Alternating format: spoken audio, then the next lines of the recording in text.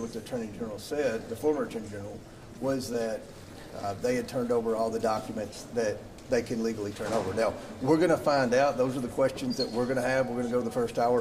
What documents remain?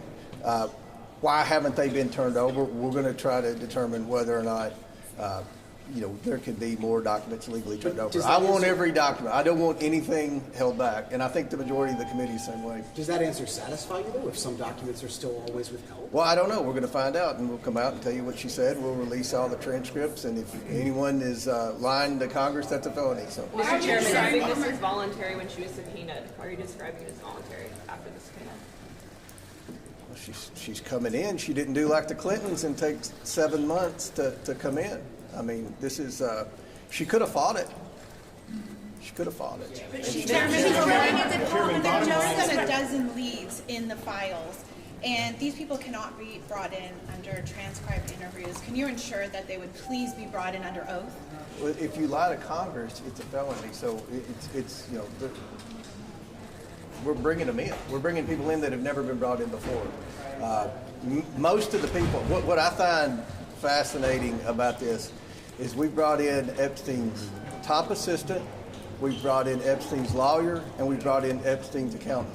They were never interviewed by the people who were supposedly investigating Jeffrey Epstein and Ghislaine Maxwell. How do you not interview those three people?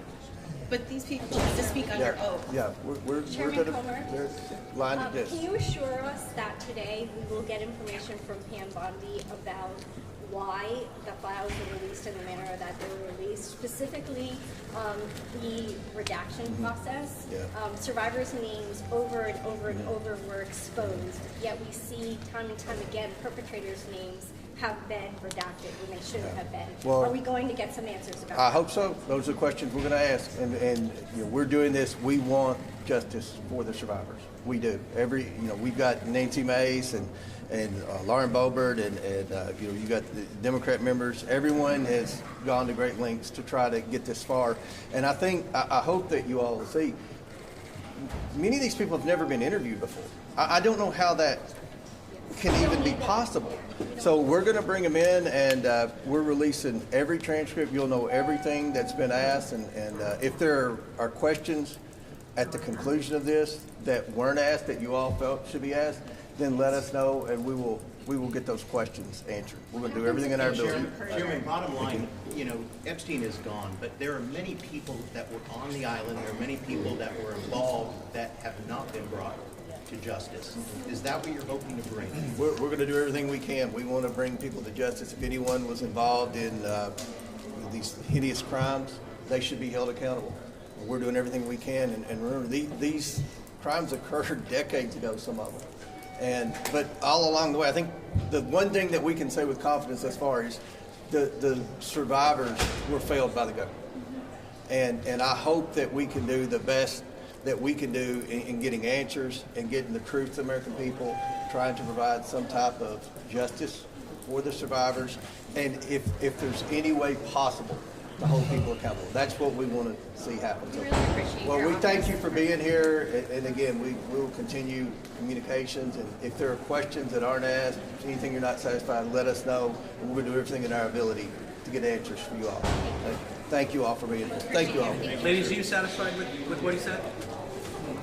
Well, yes, I appreciate that they were bringing in people that the government has not brought in before, and that the Department of Justice and FBI were not willing to take these leads. There are leads, and so we're hoping to get to some truth and accountability. This is what matters. The American public and we deserve the truth. That's it. That's all about the truth. And again, there are a number of people out there that have never been interviewed, that have never been brought to justice, and you want to see that happen, every single one of them? Every single one of them, and if they say, I don't remember, we don't believe them because we remember, and those questions need to be asked again. And if there's a deflection, we are going to get to the bottom of this. Us as survivors, we deserve the truth, and so does everybody else.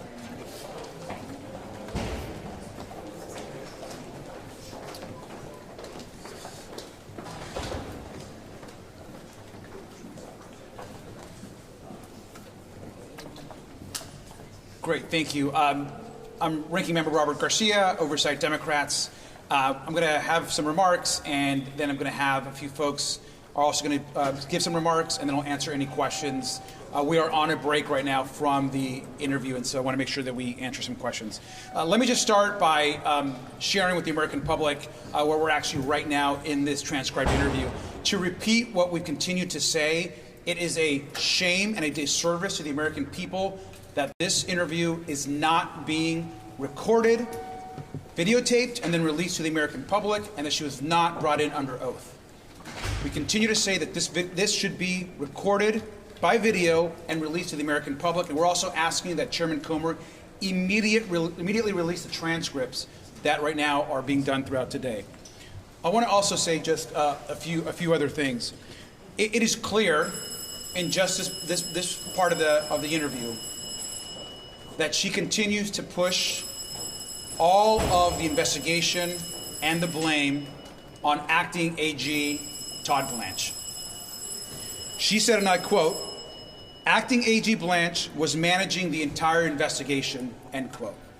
And what you're going to hear in that interview, and what she's saying here in her words and remarks, is that it was Todd Blanche, the current acting AG, that was leading the Epstein investigation, and quite frankly, all of the mistakes that we saw, the redactions, not protecting survivors, she continues to push that back onto the acting AG, Todd Blanche, who, by the way, was Donald Trump's former personal lawyer. I also personally asked the former AG 5 times and 5 different questions about her conversations with President Trump, whether he directed her at any given time on the Epstein files, what he knew, what he asked her to redact or not, and she refused to answer any questions about President Trump. In fact, she said that she would not speak or respond to any questions that had anything to do with President Trump. It's also interesting that sitting next to her is DOJ counsel, somebody that currently works for the Department of Justice, who on multiple occasions stepped in and told the former Attorney General that she was not going to answer those questions, and especially when we asked questions of what the president directed her to do. And so the DOJ is in there right now stopping questions about President Trump and about what happened in the release of these files and why so many survivors were doxxed and their information, of course, released to the public. And let me also just say, finally, before I turn this over to Liz, to Ms. Stein here, we asked questions about Ghislaine Maxwell and the transfer. And again, she referred those questions to Todd Blanche in the Bureau of Prisons. So let's be clear, we have many questions for Mr. Blanche and for the Bureau of Prisons that yet Republicans are refusing to ask. Why was she transferred to a less secure facility? And Ms. Bondi claims to have no knowledge of the actual transfer, no knowledge that it was a less secure prison, and didn't know about it until she found out after the fact, and then will refuse to answer additional questions. So let me introduce Ms. Stein, of course, who a brave survivor, with some remarks. Thank you. My name is Liz Stein. In 1994, I was 21 years old and a senior in college when I met Ghislaine Maxwell and Jeffrey Epstein. For years, the Epstein case has been treated like entertainment in this country. A spectacle, a conspiracy theory, an endless cycle of headlines and social media focused on sensationalism and powerful people. Republicans versus Democrats, conspiracy versus cover-up, left versus right. That framing is wrong. What has gotten lost in all of this is the reality of what this is, the crime of sex trafficking.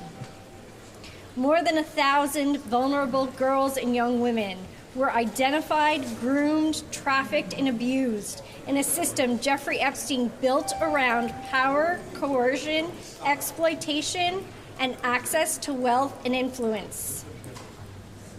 And I think many Americans still do not fully understand what that means. Because if they did, they would never accept the way that this case is being handled.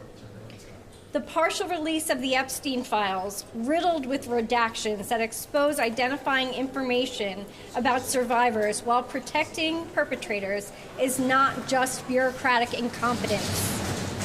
It reflects something much deeper about whose dignity our Department of Justice is prioritizing and whose suffering it is willing to sacrifice.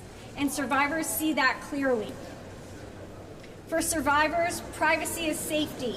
Privacy is dignity. Privacy is the ability to rebuild a life without being re-traumatized by the very institutions that are supposed to protect us. And while survivors' identifying information was exposed, the Department of Justice is simultaneously telling the American people that there are no additional investigative leads worth pursuing. We can see with our own eyes when we look at the Epstein files that this is not true. These files contain leads, names, connections, friendships, patterns, witnesses, travel records, financial relationships, and institutional failures. In any other sex trafficking case of this magnitude, those leads would be aggressively pursued. But in this case, they have not been.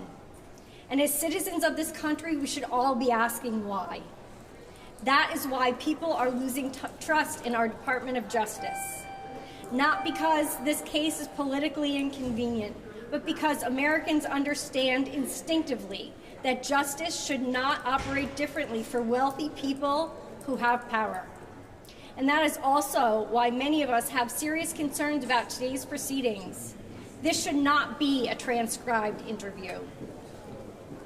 Former Attorney Pam Bondi should testify under oath on video with a full transcript and recording released publicly, because the American people deserve transparency, and accountability cannot only exist when it's politically convenient. For survivors, this has never been about politics. It's about whether we, as victims of this crime, matter when the cameras are off. It's about whether the United States Department of Justice is willing to fully confront a massive sex trafficking operation when wealthy and powerful people are implicated. That should concern every American, because if the law only applies selectively, it is liberty for some, but not justice at all. Thank you. Now we're going to hear from Melanie Stanford. Good afternoon. I'm Melanie Stansbury, and I represent New Mexico's 1st Congressional District, and I want to be clear today that one thing is clear, that this is absolutely a cover-up and a smokescreen to prevent Pam Bondi from having to testify under oath pursuant to a congressional subpoena. Now let me explain a few things about what we have seen in the room. First and foremost, if Pam Bondi was complying with a congressional deposition to testify under oath, Department of Justice attorneys would not be intervening and essentially trying to stop her from answering basic questions about her conversations with Donald Trump, with the administration, and trying to claim that she does not have to answer questions. In fact, as the ranking member said, she has been asked multiple times about the Trump administration, about her conversations with the president, about her conversations with other administration officials. And when asked specifically about a conversation with Donald Trump, one of the Department of Justice attorneys intervened and said that she did not have to answer the question because it was a voluntary interview, and said, in fact, quote, "We don't even have to assert privilege because of that," and said, quote, "We refuse to provide answers." That means that the United States Department of Justice is intervening on behalf of Pam Bondi to stop her from answering questions about what happened in the cover-up of this case and her conversations with Donald Trump, and is asserting that she does not have to answer questions because she is not required to, because she is not being deposed under oath. This is a cover-up. This will be remembered as the largest cover-up likely in American history, and it is clear that this interview is a smokescreen to try to show the American people that they are complying while they are not. Now, I also want to point out that there is not a single Republican in the room besides the chairman. For a supposed group of individuals who care deeply about justice for the survivors, not a single Republican could be bothered to travel across the country today to come hear testimony from the former Attorney General. Not one. They're not here.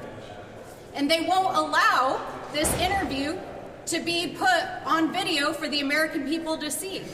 And that means that only those of us who are allowed in the room can tell you what is actually happening.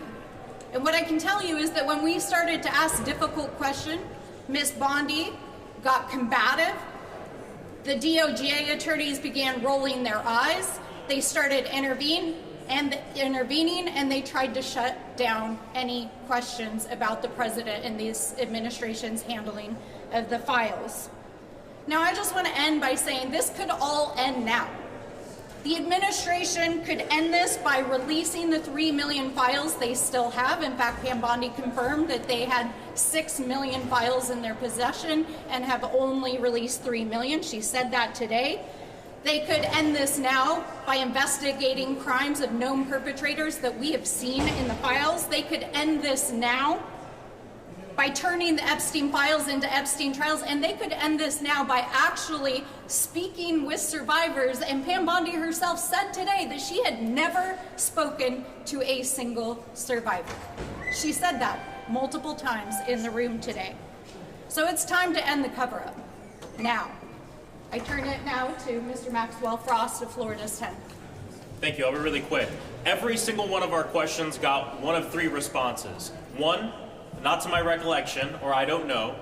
Number 2, talk with Todd Blanche. I don't know anything about it. And number 3, I am not talking about Donald Trump. Those are the 3 answers we're getting to every single question that we ask. This actually really reminds me of our deposition with Alex Acosta, where he obviously didn't know anything about anything going on in his own damn office. It's the same thing with Pam Bondi. Either she doesn't know, or Todd Blanche was running the entire operation. So, okay, we're going to want to talk with Todd Blanche. And we're hoping that not just Chairman Comer, but every single Republican on this committee join us in issuing a subpoena to him, because we need to speak with him, because obviously the former Attorney General is in that room placing every single thing on the current Acting Attorney General of the United States. And the fact that you won't answer any questions relating to Donald Trump is disgusting and shows just how much of a cover-up this is. First, it started off with her saying, I'm not going to talk about any private conversations I've had with the president. Okay. Then we ask questions about the president generally.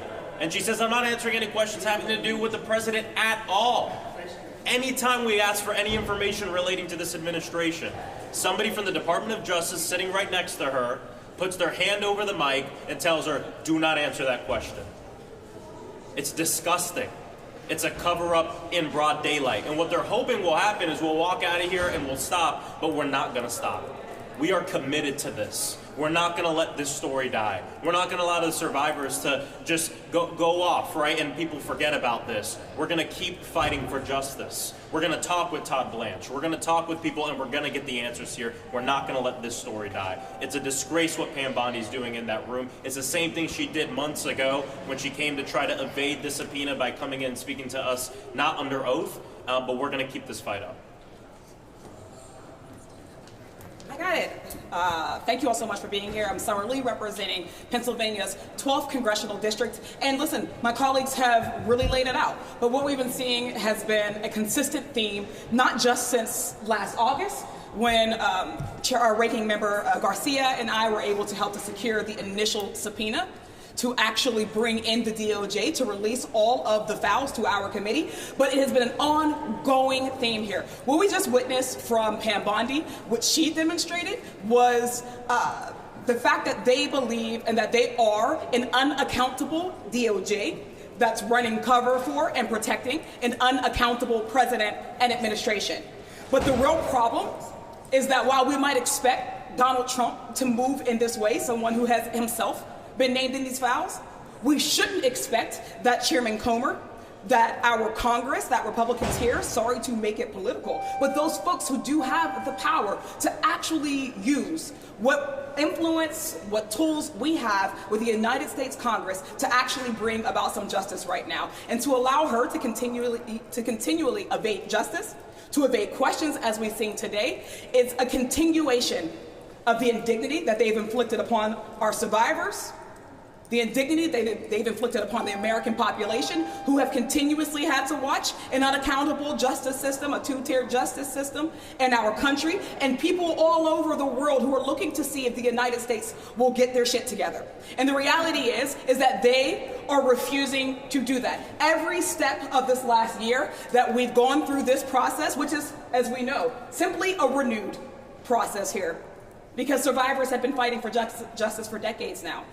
But since the Congress has taken up this particular fight in the ways that we've been able to by being able to press for subpoenas, we've seen over and over and over an unwillingness of power to be accountable to people, an unwillingness of our Congress to be a co-equal branch of government with the presidency, with the executive branch, and surely an unwillingness for us to actually demonstrate that we are willing to put women, children, and survivors first. So right now, what we want to do and what we're committed to doing is continuing to keep the main story, that justice doesn't have a time limit. And no matter how much Comer or Bondi or Blanche or Trump or whoever else fights back against the truth coming out, that this fight will continue, that we will not relent until every single person who has been impacted, not just by Jeffrey Epstein or Ghislaine Maxwell, but everyone who's being covered up or hidden, and the files or in people's personal knowledge that they won't share truthfully with us, and whether they're unofficial transcripts or real depositions on the record. That it's important that they recognize that not only will the oversight Dems, but also the American people will not back down. The survivors have not and will not back down. And it's important that we continue to keep this pressure on them and remind them that legally binding subpoenas must be answered. So right now, Pam Bondi is in non-compliance with 2 for herself. And we have to keep putting our pressure on them. And we'll continue to do that. I will hand it over now to Rep. Supermagnum. Thank you. I just want to talk about the survivors for a second. Thank you so much for your words. They're here today. They were with us in Palm Beach a few weeks ago when we had a hearing there. And they've asked the Department of Justice repeatedly to meet with them. They've asked repeatedly to release certain files to them at least, such as their witness statements. And so we asked Pam Bondi about that today. She said it wouldn't be appropriate to meet with them for some reason.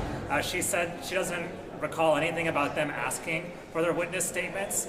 She's forgotten all about all of their requests, even their public letters. It seems as though she was ignoring survivors this whole time, which is pretty astounding to me. So I also asked her pretty basic questions about whether she knew about any effort to look for Donald Trump's name in the files before they were released. And she says she doesn't recall. And so I think it wasn't that long ago before they were releasing the files, yet somehow she doesn't recall things that happened about 6 months ago. And then finally, going back to Ghislaine Maxwell, she said she wasn't involved at all in the process of moving her to another prison, but she wasn't sure if that new prison was even a lower security prison, which factually it is. She also thinks that the Bureau of Prisons is doing a great job, and she said that these things happen all the time because you want to protect some of these folks in prison. Well, that's true, but we really need to protect Ghislaine Maxwell right after she just talked to Todd Blanche about the Epstein files. Seemed too coincidental, but again, she doesn't recall a lot of other things. It was a really unimpressive and disappointing interview today, but not surprising to us. We're not going to stop our investigation. I'm going to hand it over to Yasmin Ansari. Thank you. Today's ridiculous charade has made astonishingly clear that the United States Department of Justice has been weaponized by Donald Trump to ensure that the most massive cover-up in American history is carried out. And this is being enabled by Republicans in Congress, led by Republican Chairman James Comer and Speaker of the House Mike Johnson. This entire Epstein investigation, led by Chairman Comer, has been absurd. We have 2 legal subpoenas against former Attorney General Pam Bondi. She is supposed to be here under oath today on video answering questions for the American people about her role and the direct hand that she had in this cover-up. Instead, she is deflecting, she is refusing to answer questions, and she continues to refuse to answer specific questions about the President of the United States. It is so clear that whether it be Pam Bondi, whether it be Chairman Comer, whether it be Mike Johnson, the entire party is terrified of Donald Trump and his retaliation as it pertains to the cover-up of the Epstein Files. It's unacceptable. It is notable that she continues to blame Todd Blanche and Kash Patel. We, of course, want to speak to them, but I think what I want to make clear to the American public and to everybody, and to the survivors especially, is that we are not going to give up on this. I think Republicans believe that they just kind of carry out these nonsense transcribed interviews and don't show up here today, that we will forget about this. We are just getting started as it pertains to accountability and justice for the survivors of Jeffrey Epstein, Ghislaine Maxwell, and any other rich and powerful person in this country who perpetrated these crimes. I'm going to hand it over to Congressman Mitt. Thank you very much. Congressman Dave Min out of California 47. And yes, I have an election in 40. It's a very important one. Robert Garcia and I have our primary elections on Tuesday of next week. But I'm here rather than in my district because this is important. We looked the survivors in the eye last year and made a promise to them that we would try to find justice, find transparency. Republicans also looked these women in the eye and did not follow through. It's a shame that James Comer is the only Republican here today because this is the biggest cover-up in history. This should not be a partisan issue. Now, as a former law professor, as a lawyer, I just want to note a couple things that struck out to me. One, the fact that she is appearing as a voluntary witness today, voluntary interview, is important because she is claiming that she's not complying with the subpoena. She's claiming the subpoena doesn't apply to her because she's no longer with the Department of Justice. But at the same time, as has been noted, you have 2 DOJ attorneys in there. If it's a personal interview voluntarily done, why is the DOJ so heavily involved? It doesn't make any sense unless you think about it as a cover-up. The second point I want to make, we got a pretty important insight today into the flimsy basis on which they're not turning over 3 million documents right now. They claimed earlier that Pam Bondi claimed that documents that were related to any decisions to prosecute or not prosecute were being withheld. That is all the witness interviews, it's all the evidence gathered by the FBI. There's a reason we don't have the smoking guns, we don't have the video evidence, we don't have the witness interviews, because they're claiming that's all privileged. And that is a bunch of bullshit, pardon my language. Any lawyer will tell you that our subpoena, whether it's the Oversight subpoena or the Epstein Files Transparency Act, specifically applies to these types of documents. We don't have the real information here because they're claiming it's all privileged. And that is something that we need to get to the bottom of. This, I think, actually exposed a lot of what they're doing right now. We need those documents. This should give us the basis to overturn them. And I'll just echo what everyone else is saying in there. It's a sham in there. They are not answering any questions. And with that, I want to turn it over to my friend, James Walkinshaw from Virginia. There's a terrible and tragic irony at play this week because behind these closed doors, the Department of Justice is continuing to cover up and stonewall the courageous Epstein survivors like Liz here. At the same time, the same Department of Justice, led by Harmeet Dillon and others, Todd Blanche, has launched an investigation into E. Jean Carroll and those who supported her successful legal effort that found Donald Trump liable of sexual assault. So the message to survivors of sexual assault from this administration and this Department of Justice, sadly, is quite clear this week. I want to share one piece of information, one question that the former Attorney General did answer. She was asked specifically about Donald Trump, President Trump's awareness of Epstein's crimes before they became public knowledge. She had the opportunity to say Donald Trump certainly wasn't aware of those crimes. She had the opportunity to say, I know Donald Trump, and if he was aware of those crimes, he would have done something. Instead, she said, I don't know. She also said, quote, this is a direct quote, I'm not certain of the extent of his knowledge. I think that's a perfect example as to why we need Pam Bondi under oath in a real deposition for the camera so the American people can see and hear her answers to to our questions for themselves. I'll turn it over to the ranking member. Well, a couple questions, and it's continuing, so we got to keep going. So a couple questions. Thank you, Mr. Ranking Member. So is your next step to try to subpoena Todd Blanche to compel his testimony? And if so, do you have the votes, and when would you do it? Well, the request is going in today to Chairman Comer to have Todd Blanche come in. It's clear that after this testimony, that is where a lot of the information is, and so we're going to, if he doesn't do it, we're going to force a subpoena and try to get votes, but he's got to come in. Kash Patel's name was also mentioned. Will there be a subpoena for him as well? Kash Patel is number 2 on the list. So Kash Patel was also, multiple times that we had questions about the FBI, the way the files were redacted, why redactions were done so messy, and why there was doxing that happened in certain cases, survivors. The finger was pointed back at Kash Patel, and so we have questions for Kash Patel as well. Yes? Can you characterize a little bit more the Justice Department's intervention? Did AG Dillon take the lead on that? How many times did they intervene? Can you speak a little bit to Well, first let's be really clear. It's bizarre that the DOJ is also, someone from the DOJ, a high-ranking official, is also acting now as personal counsel to Ms. Bondi. And so the fact that the DOJ is essentially stopping Ms. Bondi from answering questions and interjecting, particularly around President Trump, is incredibly concerning.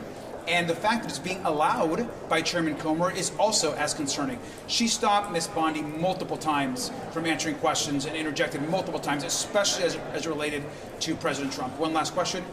What is Oversight Den's next step to compel more release of the Epstein files? Look, I think there are still 50% of the documents have not been released to the public or the Congress. We're going to continue to get those. That's breaking the law, the Transparency Act, and the subpoena. And of course, we have additional subpoena ideas on the way. We're going to go back in, guys. Thank you very much.